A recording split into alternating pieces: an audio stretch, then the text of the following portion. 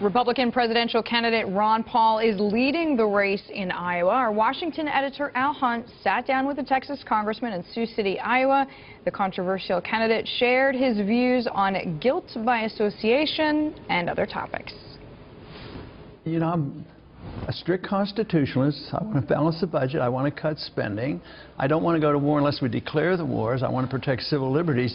And I figure, what's dangerous about that? You know, that seems strange that that's dangerous to obey the Constitution and always vote against big spending and big government. Sounds like conservatives should agree with me on that. You've been at this now for a while. You understand politics. You're actually taking a couple of days off this weekend, which is almost never done before the Iowa caucuses. You've said you're doing well in Iowa. Everybody accepts that. Candidly, do you expect to win on Tuesday? You know, I really don't know. What do you think?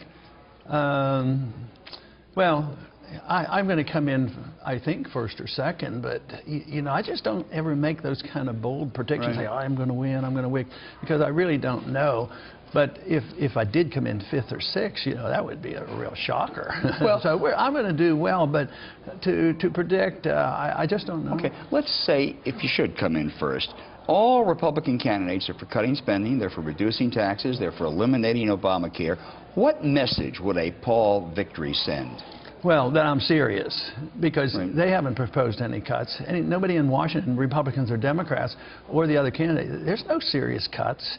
They're only talking about token cuts on proposed increases, you know, 10 years out, because they all accept baseline budgeting. I want actually cuts. I want to cut $1 trillion. So you think the message would be that the others are too tepid? Well, that the people saw through it, that they were part of the status quo, and they didn't offer anything differently.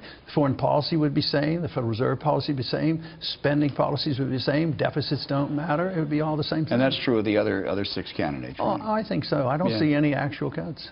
One of your rivals, Newt Gingrich, in criticizing you, said your views were offensive to every, quote, decent, end quote, American. He couldn't support you if you were the nominee. Could you support him if he were the nominee? Oh, I'd probably have trouble because I've sort of been asked that question, and I would say I'd have to see how the candidate comes around to accepting his views. If the policies of the Republican Party are same as the Democrat Party, and they don't want to change anything on foreign policy, they don't want to cut anything, they don't want to audit the Fed and find out about monetary policy, they don't want to have actual, you know, change in government, that is a problem for them. But you'd have trouble supporting Gingrich. Does it offend you when he says that the decent Americans?